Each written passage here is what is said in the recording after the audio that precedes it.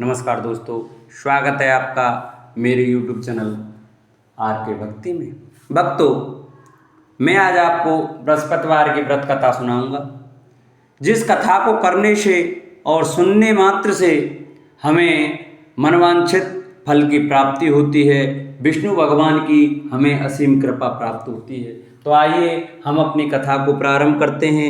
जो भक्त हमारे चैनल पर नए आए हैं, वो हमारी वीडियो नए देख रहे हैं, वो हमारे चैनल को सब्सक्राइब कर लें, वीडियो को लाइक करें और कमेंट में ओम नमो भगवते वासुदेवाय अवश्य लिखें। तो आइए हम अपनी कथा को प्रारंभ करते हैं। बृहस्पतिवार का दिन भगवान विष्णु को समर्पित है। इस दिन विष्णु जी की पूजा करने से हमारी सभी मनोकामनाएं पूरी होती हैं। भारतवर्ष में एक प्रतापी और दानी राजा राज्य करता था। वह नित्य गरीबों और ब्राह्मणों की सहायता करता था। यह बात उसकी रानी को अच्छी नहीं लगती। वह ना ही गरीबों को दान देती, ना ही भगवान की पूजा करती, और राजा को भी दान देने से मना किया करती। एक दिन राजा शिकार खेलने वन को गए हुए थे, तो रानी महल में अकेली थी। उसी समय बृहस्पति देव साधु वेश में राजा के महल में भिक्षा के लिए गए और भिक्षा मांगी। रानी ने भिक्षा देने से इनकार किया और कहा, हे साधु महाराज, मैं तो दान पुण्य से तंग आ गई हूँ। मेरा पति सारा धन लुटाते रहते हैं। मेरी इच्छा है कि हमारा धन नष्ट हो जाए, फिर न रहेगा बांस, न बजेगी बांसुरी। साधु ने कहा, देवी तुम तो बड़ी विचित्र हो। धन संतान तो सभी चाहते हैं, पुत्र और लक्ष्मी तो पापी के घर भी होने चाहिए। यदि तुम्हारे पास अधिक धन है तो भूखों को भोजन दो, प्यासों के लिए प्याऊल बनवाओ, मुसाफिरों के लिए धर्मशाला खुलवाओ। जो निर्धन अपनी कुंवारी कन्याओं का विवाह नहीं कर सकते, उनका विवाह करा दो। ऐसे और कई काम हैं जिनके करने से तुम्हारा यश लोक परलोक में फैलेगा। परंतु रानी पर उपदेश का कोई प्रभाव न पड़ा। वह बोली, महाराज आप मुझे कुछ न समझाएं। मैं ऐसा धन नहीं चाहती जो हर जगह बांटती फिरूं। साधु ने उत्तर दिया, यदि तुम्हारी ऐसी इच्छा है तो तथास्तु। तुम ऐसा करना कि बृहस्पतिवार को घर लीपकर पीली मिट्टी से अपना सिर धोकर स्नान करना, भट्टी चढ़ाकर कपड़े धोना। ऐसा करने से आपका सारा धन नष्ट हो जाएगा। इतना कहकर वह साधु महाराज वहां से अलोप हो गए। साधु के अनुसार कई बातों को पूरा करते हुए रानी को केवल 3 बृहस्पतिवार ही बीते थे कि उसकी समस्त धन संपत्ति नष्ट हो गई। भोजन के लिए राजा का परिवार तरसने लगा। तब एक दिन राजा ने रानी से बोला कि रानी तुम यहीं रहो, मैं दूसरे देश को जाता हूँ, क्योंकि यहाँ पर सभी लोग मुझे जानते हैं, इसलिए मैं कोई छोटा कार्य नहीं कर सकता। ऐसा कहकर राजा प्रदेश चला गया। वहाँ वह जंगल से लकड़ी काट कर लाता और शहर में बेचता। इस तरह वह अपना जीवन व्यतीत करने लगा। इधर राजा के प्रदेश जाते ही रानी और दासी दुखी रहने लगी। एक बार जब रानी और दासी को 7 दिन तक बिना भोजन के रहना पड़ा, तो रानी ने अपनी दासी से कहा, हे दासी, पास ही के नगर में मेरी बहन रहती है, वह बड़ी धनवान है, तू उसके पास जा और कुछ ले आ, ताकि थोड़ी बहुत गुजर बसर हो जाए। दासी रानी की बहन के पास गई। उस दिन गुरुवार था और रानी की बहन उस समय बृहस्पतिवार की व्रत कथा सुन रही थी। दासी ने रानी की बहन को अपनी रानी का संदेश दिया, लेकिन रानी की बड़ी बहन ने कोई उत्तर नहीं दिया। जब दासी को रानी की बहन से कोई उत्तर नहीं मिला तो वह बहुत दुखी हुई और उसे क्रोध भी आया। दासी ने वापस आकर रानी को सारी बात बता दी। सुनकर रानी ने अपने भाग्य को कोसा। उधर रानी की बहन ने सोचा कि मेरी बहन की दासी आई थी, परंतु उससे मैं नहीं बोली, इससे वह बहुत दुखी हुई होगी। कथा सुनकर और पूजन समाप्त करके वह अपनी बहन के घर आई और कहने लगी, हे बहन, मैं बृहस्पतिवार का व्रत कर रही थी, तुम्हारी दासी मेरे घर आई थी, परंतु जब तक कथा होती है तब तक ना तो उठते हैं और ना ही बोलते हैं, इसलिए मैं नहीं बोली। कहो दासी क्यों गई थी? रानी बोली, बहन तुमसे क्या छिपाऊं, हमारे घर में खाने तक को अनाज नहीं था। ऐसा कहते कहते रानी की आंखें भर आईं। उसने दासी समेत पिछले 7 दिनों से भूखे रहने तक की बात अपनी बहन को विस्तार पूर्वक सुना दी। रानी की बहन बोली, देखो बहन, भगवान बृहस्पति देव सबकी मनोकामना को पूर्ण करते हैं। देखो शायद तुम्हारे घर में अनाज रखा हो। पहले तो रानी को विश्वास नहीं हुआ। वह बहन के आग्रह पर उसने अपनी दासी को अंदर भेजा तो उसे सचमुच अनाज से भरा एक घड़ा मिला। यह देखकर दासी की हैरानी हुई। दासी रानी से कहने लगी, हे रानी, जब हमको भोजन नहीं मिलता तो हम व्रत ही तो करते हैं, इसलिए क्यों ना इनसे व्रत और कथा की विधि पूछ ली जाए ताकि हम भी व्रत कर सकें। तब रानी ने अपनी बहन से बृहस्पतिवार व्रत के बारे में पूछा। उसकी बहन ने बताया, बृहस्पतिवार के व्रत में चने की दाल और मुनक्का से विष्णु भगवान का केले की जड़ में पूजन करें तथा दीपक जलाएं, व्रत कथा सुने और पीला भोजन ही करें। इससे बृहस्पति देव प्रसन्न होते हैं। व्रत और पूजन विधि बताकर रानी की बहन अपने घर को लौट गई। 7 दिन के बाद जब गुरुवार आया तो रानी और दासी ने व्रत रखा। गुड़साल में जाकर चना और गुड़ ले आई, फिर उससे केले की जड़ तथा विष्णु भगवान का पूजन किया। अब पीला भोजन कहाँ से आए, इस बात को लेकर दोनों बहुत दुखी थी। चूंकि उन्होंने व्रत रखा था इसलिए बृहस्पति देव उनसे प्रसन्न थे, इसलिए वे एक साधारण व्यक्ति का रूप धारण कर 2 थालों में सुंदर पीला भोजन दासी को दे गए। भोजन पाकर दासी बहुत प्रसन्न हुई। फिर रानी के साथ मिलकर भोजन ग्रहण किया। उसके बाद वे सभी गुरुवार को व्रत और पूजन करने लगी। बृहस्पति भगवान की कृपा से उनके पास फिर से धन संपत्ति आ गई, परंतु रानी फिर से पहले की तरह आलस्य करने लगी।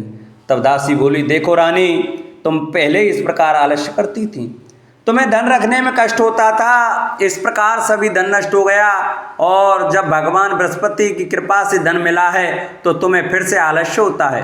रानी को समझाते हुए दासी कहती है कि बड़ी मुसीबतों के बाद हमने यह धन पाया है, इसलिए हमें दान पुण्य करना चाहिए, भूखे मनुष्यों को भोजन कराना चाहिए और धन को शुभ कार्यों में खर्च करना चाहिए, जिससे तुम्हारे कुल का यश बढ़ेगा, स्वर्ग की प्राप्ति होगी और पितृ प्रसन्न होंगे। दासी की बात मानकर रानी अपना धन शुभ कार्यों में खर्च करने लगी, जिससे पूरे नगर में उसका यश फैलने लगा। बृहस्पतिवार व्रत कथा के बाद श्रद्धा के साथ आरती की जानी चाहिए, इसके बाद प्रसाद बांटकर उसे ग्रहण करना चाहिए।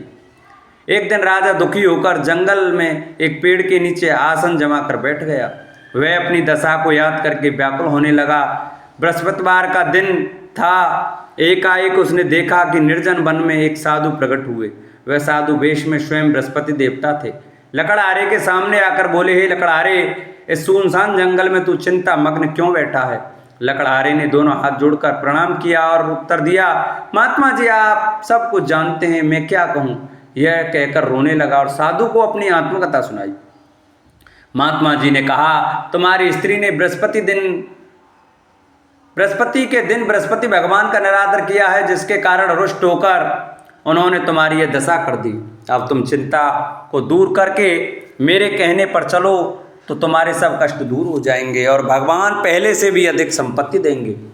तुम बृहस्पति के दिन कथा किया करो, 2 पैसे के चने मुनक्का लाकर उसका प्रसाद बनाओ और शुद्ध जल से लोटे में शक्कर मिलाकर अमृत तैयार करो। कथा के पश्चात अपने सारे परिवार और सुनने वाले प्रेमियों में अमृत व प्रसाद बांटकर आप भी ग्रहण करो। ऐसा करने से भगवान तुम्हारी सब मनोकामनाएं पूरी करेंगे। साधु के ऐसे वचन सुनकर लकड़हारा बोला, हे प्रभु, मुझे लकड़ी बेचकर इतना पैसा नहीं मिलता जिससे भोजन के उपरांत कुछ बचा सकूं। मैंने रात्रि में अपनी स्त्री को व्याकुल देखा है, मेरे पास कुछ भी नहीं है जिससे मैं उसकी खबर मंगा सकूं। साधु ने कहा, हे लकड़हारे, तुम किसी बात की चिंता मत करो। बृहस्पति के दिन तुम रोजाना की तरह लकड़ियां लेकर शहर को जाओ, तुम्हारा रोज से दुगना धन प्राप्त होगा, जिससे तुम भली भांति भोजन कर लोगे तथा बृहस्पति देव की पूजा का सामान भी आ जाएगा। इतना कहकर साधु अंतर्ध्यान हो गए। धीरे धीरे समय व्यतीत होने पर फिर वही बृहस्पतिवार का दिन आया। लकड़हारा जंगल से लकड़ी काटकर किसी शहर में बेचने गया। उसे उस दिन और दिन से अधिक पैसा मिला। राजा ने चना गुड़ आदि लाकर गुरुवार का व्रत किया। उस दिन से उसके सभी कलेश दूर हुए, परंतु जब दोबारा गुरुवार का दिन आया तो बृहस्पतिवार का व्रत करना भूल गया। इस कारण बृहस्पति भगवान नाराज हो गए। उस दिन उस नगर के राजा ने विशाल यज्ञ का आयोजन किया था तथा शहर में यह घोषणा करा दी कि कोई भी मनुष्य अपने घर में भोजन न बनावे, न आग जलावे, समस्त जनता मेरे यहाँ भोजन करने आवे। इस आज्ञा को जो न मानेगा उसे फांसी की सजा दी जाएगी। इसी तरह की घोषणा संपूर्ण नगर में करवा दी गई। राजा की आज्ञा अनुसार शहर के सभी लोग भोजन करने आए, लेकिन लकड़हारा कुछ देर से पहुंचा, इसलिए राजा उसको अपने साथ घर ले गए और ले जाकर भोजन करा ही रहे थे तो रानी की दृष्टि उस खूंटी पर पड़ी जिस पर उसका हार लटका हुआ था। वह वहां पर दिखाई नहीं दिया। रानी ने निश्चय किया कि मेरा हार इस मनुष्य ने चुरा लिया है। उसी समय सिपाहियों को बुलाकर उसको कारागार में डलवा दिया। जब लकड़हारा कारागार में पड़ गया और बहुत दुखी होकर विचार करने लगा कि न जाने कौन से पूर्व जन्म के कर्म से मुझे यह दुख प्राप्त हुआ है, और उसी साधु को याद करने लगा जो कि जंगल में मिला था। उसी समय तत्काल बृहस्पति देव साधु के रूप में प्रकट हुए और उसकी दशा को देखकर कहने लगे, अरे मूर्ख, तूने बृहस्पति देव की कथा नहीं सुनी करी, इस कारण तुझे दुख प्राप्त हुआ है। अब चिंता मत कर, बृहस्पतिवार के दिन कारागार के दरवाजे पर 4 पैसे पड़े मिलेंगे, उनसे तू बृहस्पति देव की पूजा करना, तेरे सभी कष्ट दूर हो जाएंगे। बृहस्पति के दिन उसे 4 पैसे मिले। लकड़हारे ने कहा, कहीं उसी रात्रि को बृहस्पति देव ने उस नगर के राजा को स्वप्न में कहा, हे राजा, तुमने जिस आदमी को कारागार में बंद कर दिया है वह निर्दोष है, वह राजा है, उसे छोड़ देना। रानी का हार उसी कुंटी पर लटका है, अगर तू ऐसा नहीं करेगा तो मैं तेरे राज्य को नष्ट कर दूंगा। इस तरह रात्रि के स्वप्न को देखकर राजा प्रातःकाल उठा और खूंटी पर हार देकर लकड़हारे को बुलाकर क्षमा मांगी तथा लकड़हारे को योग्य सुंदर वस्त्र आभूषण देकर विदा कर दिया। बृहस्पति देव की आज्ञा अनुसार लकड़हारा अपने नगर को चल दिया। राजा जब अपने नगर के निकट पहुंचा तो उसे बड़ा आश्चर्य हुआ। नगर में पहले से अधिक बाग, तालाब, कुएं तथा धर्मशाला, मंदिर आदि बन गए हैं। राजा ने पूछा, यह किसका बाग और धर्मशाला है? तब नगर के सब लोग कहने लगे, ये सब रानी और बांदी के हैं। तो राजा को आश्चर्य हुआ और गुस्सा भी आया। जब रानी ने यह खबर सुनी कि राजा आ रहे हैं तो उन्होंने बांदी से कहा कि दासी, देख, राजा हमको कितनी बुरी हालत में छोड़ के गए थे, हमारी ऐसी हालत देखकर वह लौट ना जाएं, इसलिए तू दरवाजे पर खड़ी हो जा। आज्ञा अनुसार दासी दरवाजे पर खड़ी हो गई। राजा आए तो उन्हें अपने साथ लिवा लाई। तब राजा ने क्रोध करके अपनी रानी से पूछा कि यह धन तुमने कैसे प्राप्त किया? तब उन्होंने कहा, हमें यह सब धन बृहस्पति देव के इस व्रत के प्रभाव से प्राप्त हुआ है। राजा ने निश्चय किया कि 7 रोज बाद तो सभी बृहस्पति देव का पूजन करते हैं, परंतु मैं प्रतिदिन दिन में 3 बार कहानी तथा रोज व्रत किया करूँगा। अब हर समय राजा के दुपट्टे में चने की दाल बंधी रहती तथा दिन में 3 बार कहानी कहता। एक रोज राजा ने विचार किया कि चलो अपनी बहन के यहाँ हुआ मैं। इस तरह निश्चय कर राजा घोड़े पर सवार हो अपनी बहन के यहाँ चलने लगा। मार्ग में उसने देखा कि कुछ आदमी एक मुर्दे को लिए जा रहे हैं। उन्हें रोककर राजा ने कहा, अरे भाइयों, मेरी बृहस्पति देव की कथा सुन लो।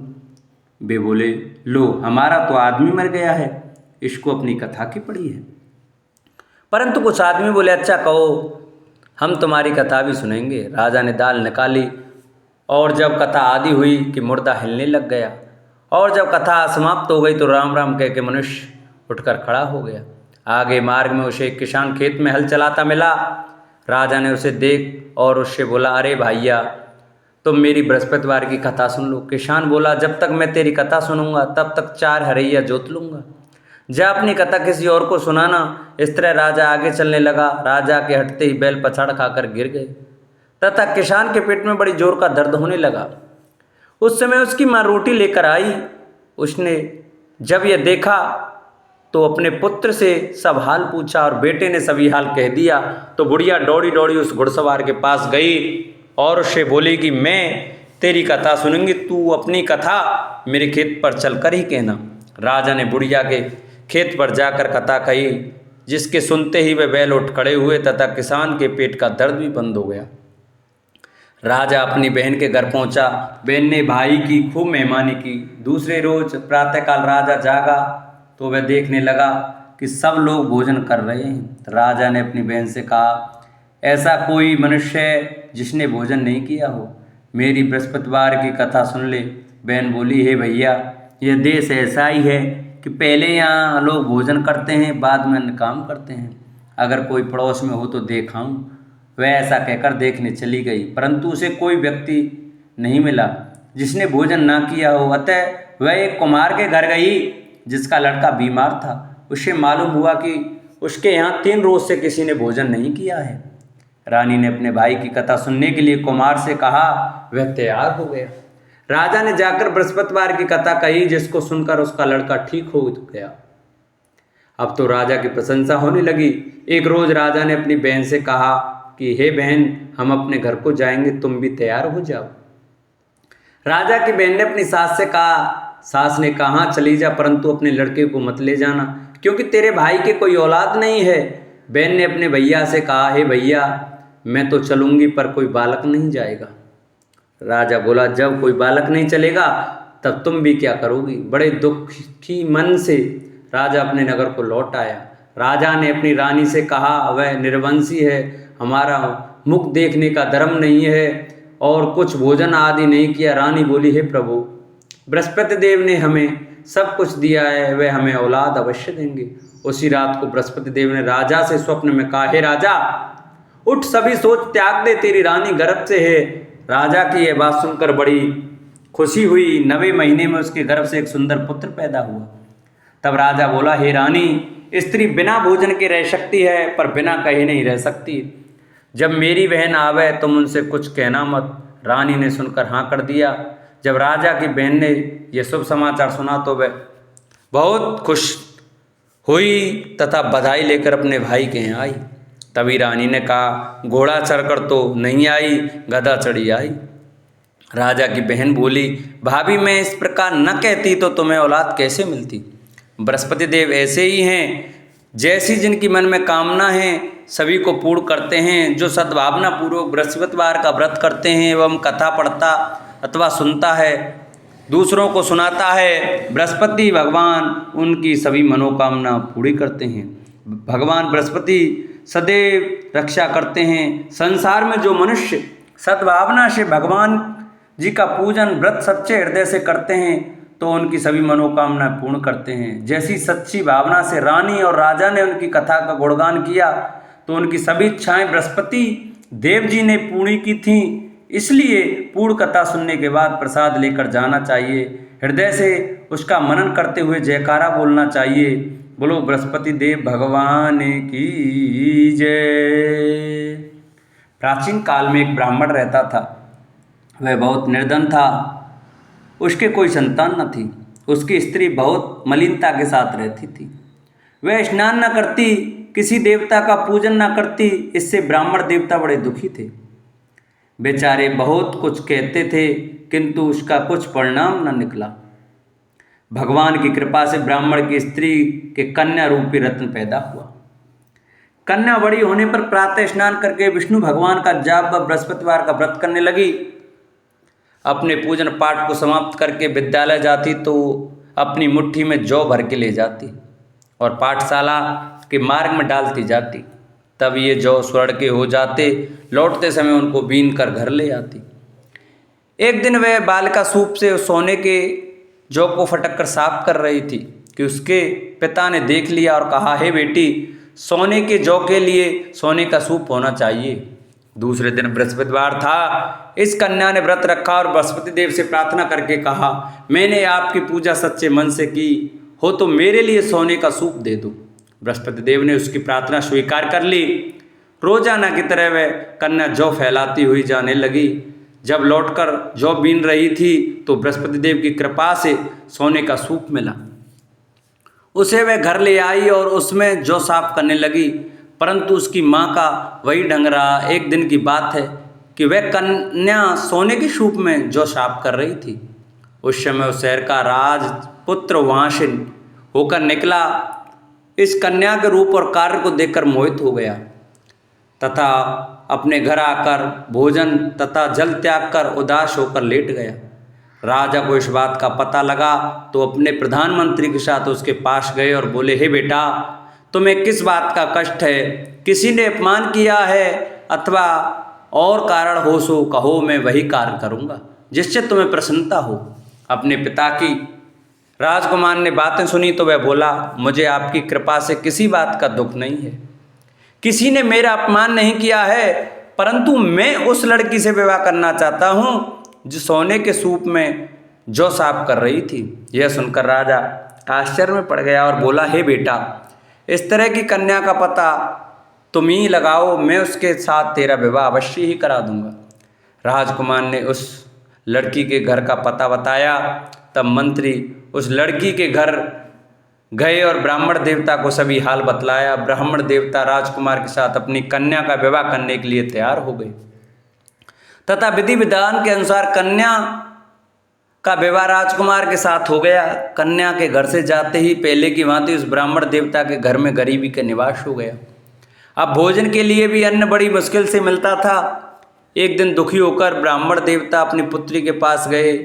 बेटी ने पिता की दुखी अवस्था को देखा और अपनी माँ का हाल पूछा। तब ब्राह्मण ने सभी हाल कहा। कन्या ने बहुत सा धन देकर अपने पिता को विदा कर दिया। इस तरह ब्राह्मण का कुछ समय सुखपूर्वक व्यतीत हुआ। कुछ दिन बाद फिर वही हाल हो गया। ब्राह्मण फिर अपनी कन्या के यहाँ गया और सारा हाल कहा तो लड़की बोली, हे पिताजी, आप माताजी को यहाँ लेवा लाओ, मैं उसे विधि बता दूंगी जिससे गरीबी दूर हो जाए। वह ब्राह्मण देवता अपनी स्त्री को साथ लेकर पहुँचे तो अपनी माँ को समझाने लगी, हे माँ, तुम प्रातःकाल स्नान आदि करके विष्णु भगवान का पूजन करो तो सब दरिद्रता दूर हो जाएगी। परंतु उसकी मांग ने एक भी बात नहीं मानी और प्रातःकाल उठकर अपनी पुत्री के बच्चों के झूठन को खा लिया। इससे उसकी पुत्री को बहुत गुस्सा आया और एक रात को कोठरी में सभी सामान निकाल दिया और अपनी माँ को उसमें बंद कर दिया। प्रातःकाल उसे निकाला तथा स्नान आदि करा के पाठ करवाया तो उसकी माँ की बुद्धि ठीक हो गई और फिर प्रत्येक बृहस्पतिवार को व्रत रखने लगी। इस व्रत के प्रभाव से उसके माँ बाप बहुत ही धनवान और पुत्रवान हो गए और बृहस्पति जी के प्रभाव से इस श्लोक में सुख भोग कर स्वर्ग को प्राप्त हुए। बोलो विष्णु भगवान की जय, बोलो बृहस्पति देव की जय। ओम जय जगदीश हरे, स्वामी जय जगदीश हरे। भक्त जनों के संकट, दास जनों के अवगुण, बंसी वाला दूर करे। ओम जय जगदीश हरे। जो ध्यावे फल पावे, दुख विन से मन का, स्वामी दुख विन से मन का। सुख संपत्ति घर आवे, श्याम सुंदर घर आवे, कष्ट मिटे तन का। ओम जय जगदीश हरे। मात पिता तुम मेरे, शरण गहूँ में किसकी, स्वामी शरण गहूँ में किसकी। तुम विन और न दूजा, प्रभु विन और न दूजा, आस करूँ मैं जिसकी। ओम जय जगदीश हरे। तुम पूर्ण परमात्मा, तुम अंतर्यामी, स्वामी तुम अंतर्यामी। पार ब्रह्म परमेश्वर, जगत पिता परमेश्वर, तुम सबके स्वामी। ओम जय जगदीश हरे। तुम करुणा के सागर, तुम पालन करता, स्वामी तुम रक्षा करता। मैं मूरख खल कामी, मैं सेवक तुम स्वामी, कृपा करो हरता। ओम जय जगदीश हरे। तुम हो एक अगोचर, सबके प्राणपति, स्वामी सबके प्राणपति। किस विध मिलूं दया में, किस विध मिलूं कृपा में, तुमको मैं कुमति। ओम जय जगदीश हरे। दीन बंधु दुख हरता, ठाकुर तुम मेरे, स्वामी तुम रक्षक मेरे। अपने हाथ उठाओ, अपने शरण लगाओ, द्वार पड़ा में तेरे। ओम जय जगदीश हरे। विषय विकार मिटाओ, पाप हरो देवा, स्वामी कष्ट हरो देवा। श्रद्धा भक्ति बढ़ाओ, श्रद्धा प्रेम बढ़ाओ, संतन की सेवा। ओम जय जगदीश हरे। तन मन धन सब कुछ है तेरा, स्वामी सब कुछ है तेरा। तेरा तुझको अर्पण, तेरा तुझको अर्पण, क्या लागे मेरा। ओम जय जगदीश हरे। पार ब्रह्म जी की आरती जो कोई नर गावे, स्वामी प्रेम सहित गावे। कहत शिवानंद स्वामी, भजत हरि हर स्वामी, मनवांचित फल पावे। ओम जय जगदीश हरे। ओम जय जगदीश हरे। स्वामी जय दीनानाथ हरे। स्वामी जय भोलेनाथ हरे। स्वामी जय सीताराम हरे। स्वामी जय राधे श्याम हरे। भक्त जनों के संकट, दास जनों के अवगुण, बंसी वाला दूर करे। ओम जय जगदीश हरे। बोलो विष्णु भगवान की जय। बोलो बृहस्पति देव भगवान की जय। जिन भक्तों को हमारी कथा अच्छी लगी हो वो हमारी कथा को ज़्यादा से ज़्यादा शेयर करें, जिससे और भी भक्त हमारी कथा का श्रवण कर सकें। हमारे चैनल को सब्सक्राइब करें, वीडियो को लाइक करें और कमेंट में ओम नमो भगवते वासुदेवाय लिखना न भूलें। बोलो बृहस्पति भगवान की जय।